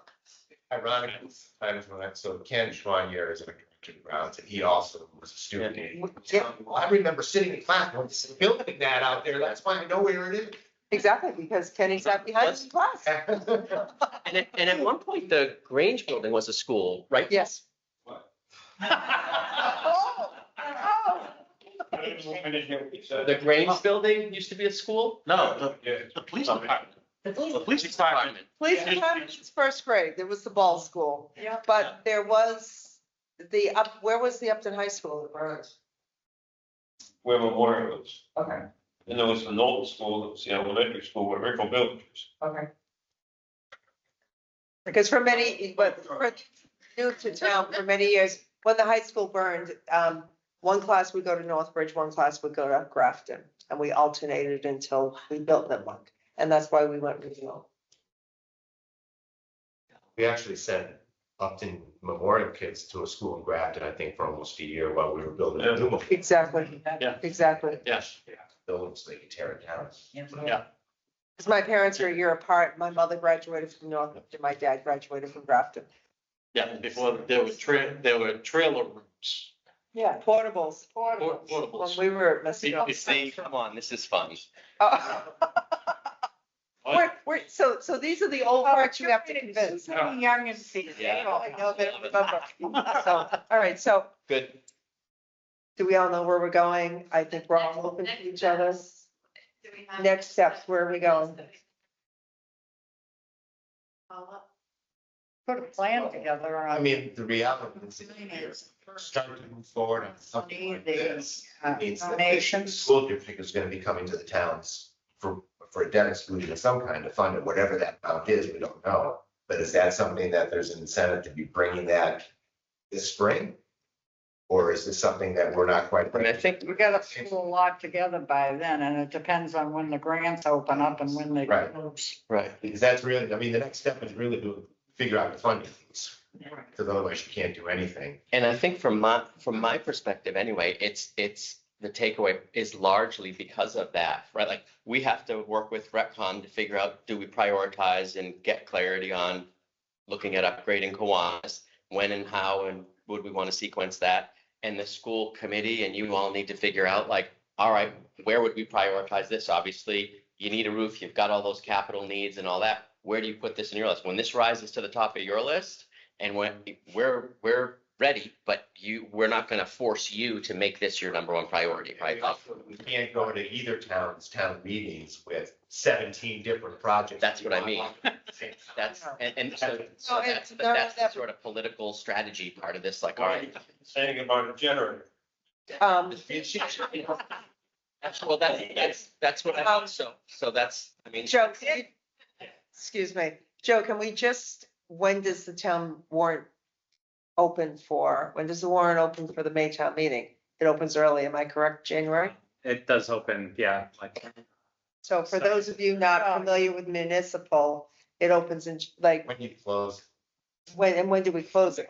It's, I have a lot of hope. That's where we're like really early compared to other towns. So we're like January to March, which is not, believe it or not. Is it- No. So. is So if, that- but if this year, start planning, Close your warrant before we. It's a big obstacle. We have most of the stuff. Yeah. Because of Nebraska and CPC on both towns. right, so that's annual town meeting. Yeah, So, I mean, So- one of the things I sort of think is that, between Mendon, us and Upton and the district, it may be beneficial for, myself as town manager, Maureen as a superintendent, and, the new town administrator, to identify, Jeremy, just to identify what are some of the, Mendon knows what they have for priorities. We know what we have for priorities, and the district, of course, does. But how they all fit, like in my mind, I already have an idea. If we're going for a building, I already have an idea where that is on the calendar. So we're waiting until this building rolls off the bond for CPC, maybe bring it forward 2 to 3 years, but we're not going to do it when we still have 9 years left of bond payments with CPC, because their facility makes the most sense to do another 20-year bond with CPC funds. So we then also have to identify what you need, feasibility studies and all those. So, we're looking at starting to do that work 4 years, 5 years from now to line those projects up. So that's just on our side. Mendon may have their own thoughts as far as what timeline. We need to find a way, how can we pull each of these little priorities and schedules together for both towns so that both towns can be aware and identify this may need to plug in sooner because of what we have for other plans, EPW and all those things, but also that funding mechanism, not only for grants identifying cycles, but the funding mechanism, whether it's CPC, whether or not it's straight allocation versus for bonding off CPC. Because I think both the select board, finance committee and Upton needs to sort of get our thoughts as far as what are we looking at and how do we schedule that? And we almost need to bring both towns together to see where do we have that overlap and how can we stitch these things together? So I'd sort of propose just at least on a staff level, having us identify what do we need, what does each town need to know? So we can then go back to our respective boards and finance committees to say, okay, how can we start to pull this together? That makes sense, Well- and keep your group informed as well. Not being municipal, but, but under the CPC, the recreation has got its own bucket of money, correct? So conspicuous for recreation. Yeah, then you have the undesignated. Huh? Yeah. And then there's the Yeah, undesignated. 70. And there's the undesignated fund balance, which the bond for the town hall comes out of the historical pot. Mhm. This is a whole other bank of money. Yeah. That you could possibly do a bond issue with and part of the undesignated fund balance. Yeah. So, I mean, I don't think you'd have any problem getting through town meeting if you have the school committee and the school advocating for a plan that involves investing in a field like this. I just don't have, not enough, I can't speak for it, but. And so I think it's just a question of determining when's the right time to do that, given the other things that you need to ask for. Do you bundle a few things and make this part of a field and a roof so you get something that people love and something that people go, oh, I guess we're going to do that? Or do you separate them and tease them out by a couple of years? Do you try to do them together and do one big thing? I mean, like that's sort of to be figured out. So that we'll leave that to you. Joe will take the sort of municipal planning side of like, okay, we're going to sequence it this way and here's how we could fund it and think about the alternatives with CPC and all that and the timing. So if you can do that, that's great. but the big thing is always, the longer you wait, the more it costs. Totally. Yeah. Mhm. So, I mean- if you can put a funding mechanism together between grants and donations and CPC. Yeah, I mean, I would say. full I speed just ahead. really wanted everyone to be aware that it's gonna be here before you know it. Everybody goes, oh, May, oh, it's still summer. It's like tomorrow. Yeah, there is a lot to do. Yes, I think, we'll follow up with Maureen and sort of figure out the path forward on our costs to both teams and figure out how we wanna. We've kind of been holding off on blasting, let the path forward into the maybe we want to figure out what that is. Whether it's this year or next year, whatever that ends up being, we'll assist. That's really the trigger. That's what It's people just- want to know. Yeah. It's coming, it could be a year, people want to know what's coming, and with that, then it's a rally of, you start getting your fundraising, you start getting your sponsors, you start getting people that, hey, I can definitely help, well, now it's happening, and Right. it's just not talking. We just don't wanna put that cart before the horse, we wanna make sure we're strategic about it and everybody's. That's what I was gonna say, right? Like, if you all come back to us and say, you know what, we're gonna do it in the spring and here's why, I think you could get support to do that. If you come back and say, you know what, I think we're gonna wait a year and do it in the following spring, I think you could get support to do that. If you think it's gonna be 3 years, I think you can get support to do that. So come up with what that proposal and recommendation is, and we'll figure out how to get the support. Thank you so much. Thank you for coming. Awesome. Good stuff. Thank you, Thank you, everyone, appreciate it. Make a motion to adjourn. I make the motion to adjourn at 8:53. Second.